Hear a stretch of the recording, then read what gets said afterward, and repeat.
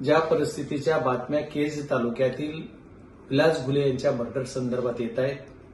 Vilas घुलेचा murder ही बाब अतिशय दुर्दैवी आहे. ही घटना घडायला नको पण ही घडली.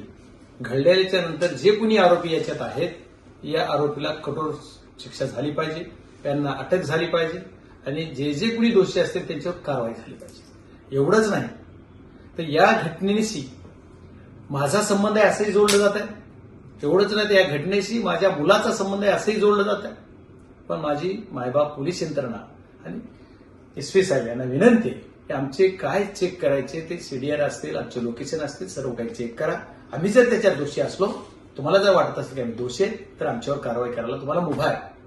मी खासदार म्हणून तुम्हाला एखादी गोष्टीची अडचण येत असेल किंवा खासदाराचा सीडीआर कसा तपासा तर ते तपासण्यासाठी तुम्हाला लिगली काही अडचण येत असेल तर माझी तुम्हाला परमिशन आहे की तुम्ही ते तपासू शकता.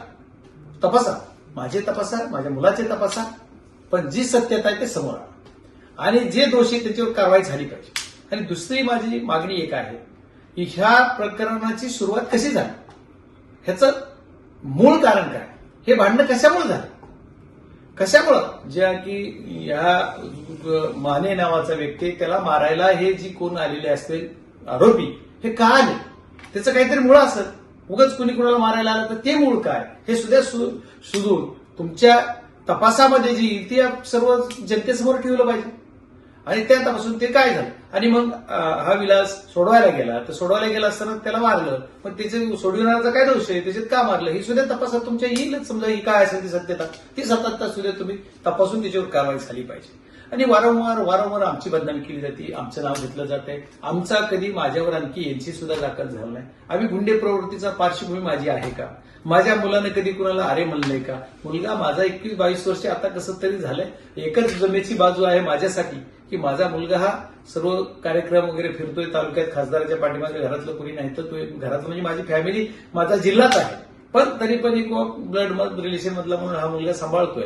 मग ह्याला कुठेतरी अडकावं अशी काही पार्श्वभूमी काही लोकांची आहे का काय असा सुद्धा संशय येतोय. ठीक आहे, आमचं दोषी असेल तर करा, पण माझं एकच म्हणणं आहे की बाबा हे जर असं नसेल तर मग ह्यांना जी चेतावणी देत आहेत, लोकांना भडकावत आहेत, म्हणजे एवढे काय म्हणतात त्या चेतावणीवर भाषणे केली जात आहेत. ठीक आहे, त्यांनी त्यांची मागणी जे करतायत ती म्हणजे कुटुंबाची मागणी, कुटुंबाला न्याय, त्या विलासला न्याय हे मिळालाच पाहिजे.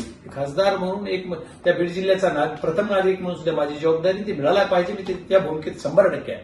पण माझे एकच म्हणणं आहे की जर कुणी असं चेतावणीवर काही करत असेल तर यांच्यावर पोलीस प्रशासन काही कारवाई करेल का, हे कोण कोण लोक आहेत त्याला कुणी तपासेल का, किंवा हे का होत आहे, अशा परिस्थितीला सुद्धा पोलीस यंत्रणेनं तपासून घेतलं पाहिजे.